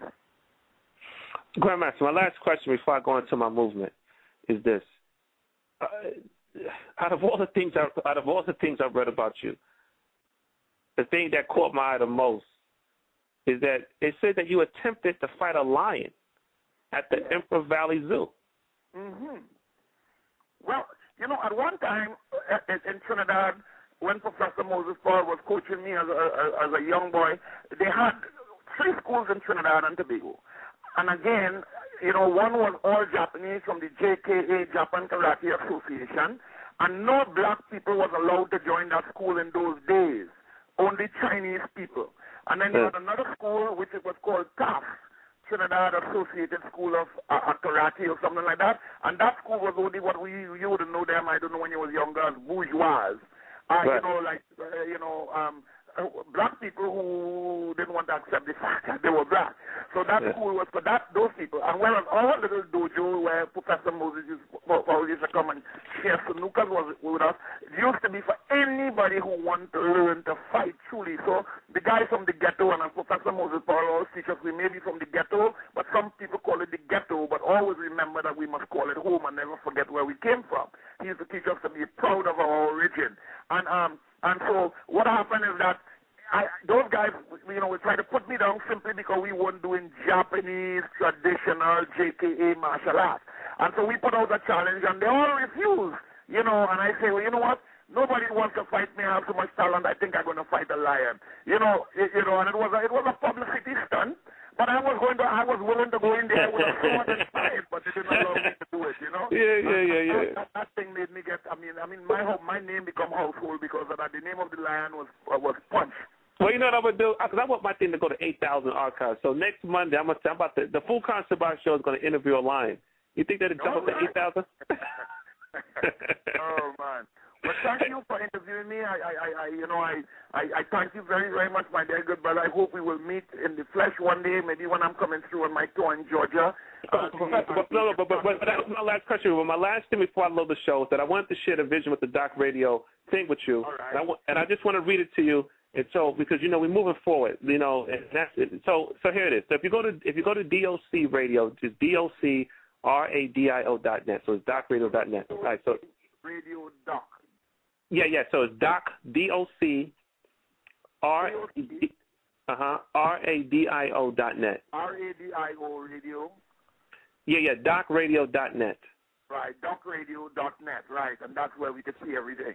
That's everything. So now, so this is the mission statement. If we go on docradio.net, would we be able to recapture this interview? Yes. You can. Perfect. Yep. As soon as you get off, you can listen to the archive. As soon as we hang up. Oh, as soon as we get off, we could log in and hear it. Yep. You could because you're going to be at the very last archive, so you'll see it right there, clear as day. But I'm going to read to you what the movement is about. So here it is. It says, so .net is dedicated to the life-saving martial art teachings of Dr. Moses Powell and Sanukas Rue and the martial arts community. We also recognize that at Fifth Dan, masters can create the interpretation and give that interpretation a name. Well, many names have come about that are elements of the Sanukas Rue Jiu-Jitsu system, and docradio.net does not leave these elements out. Rather, we attempt to unite these elements under the banner of the Triangle Alliance, which all falls under the essence of what Sanukas Rue really is, which is urban tactics, street jiu-jitsu. What do you think about that?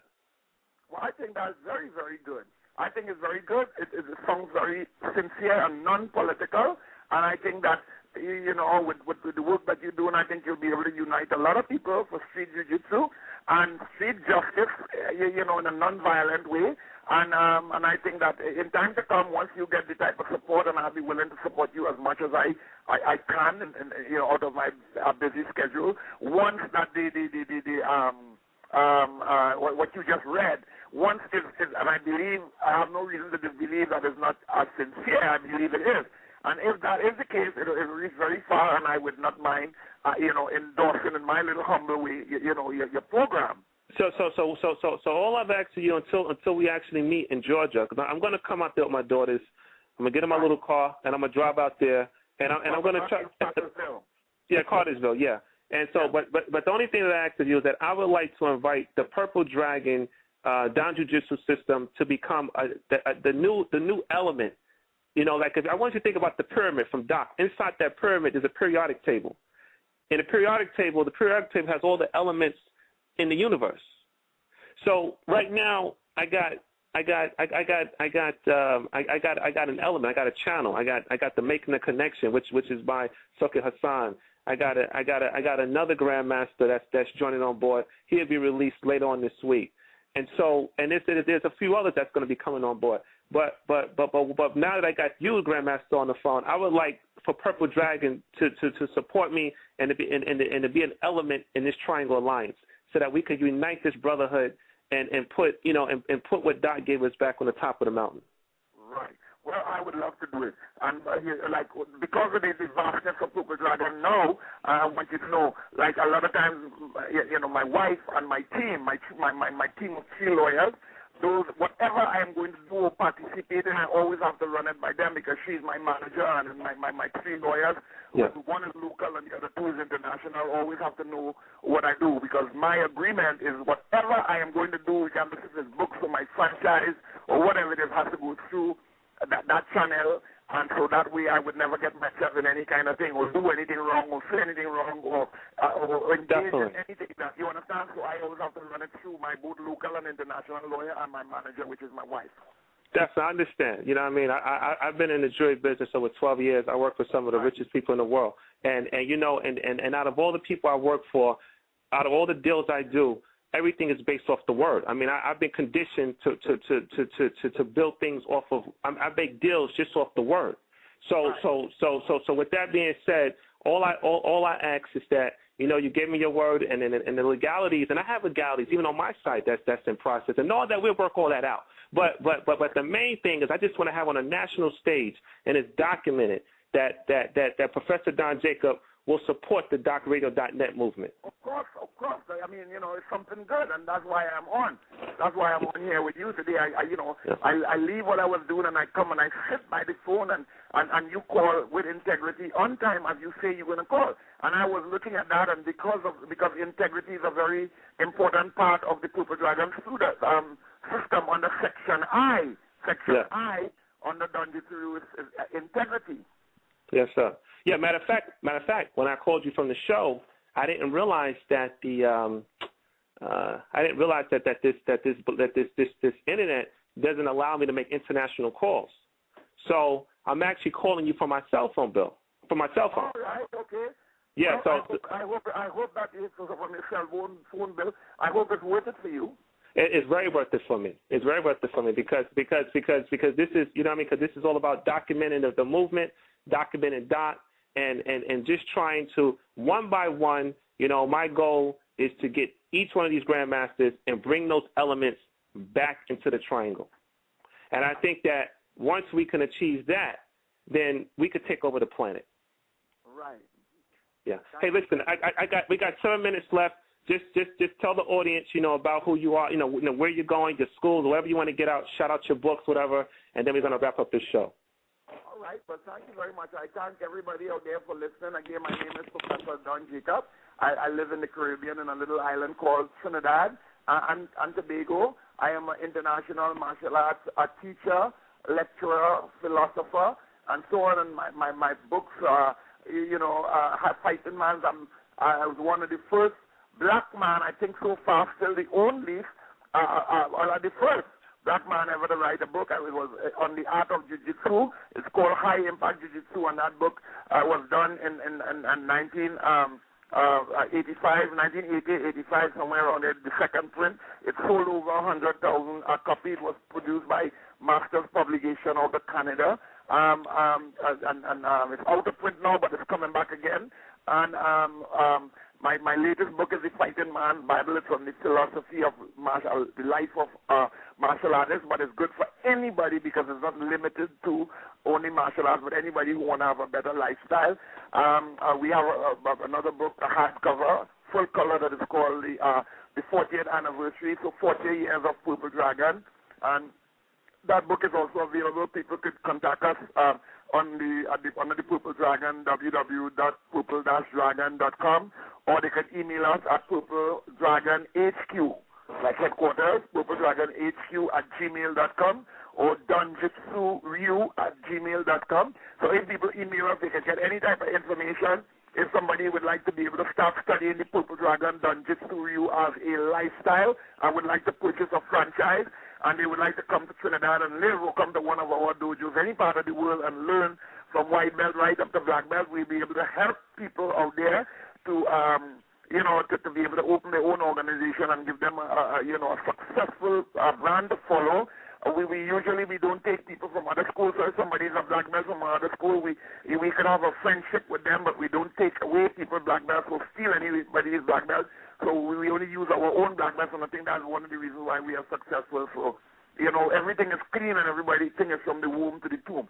So I'm so glad to be a part of this program, and most of all, I'm glad to be able to, most importantly, to share the life and time of a great warrior, the greatest that I know in my time, Professor Moses Paul, my teacher, my father, my friend, my brother.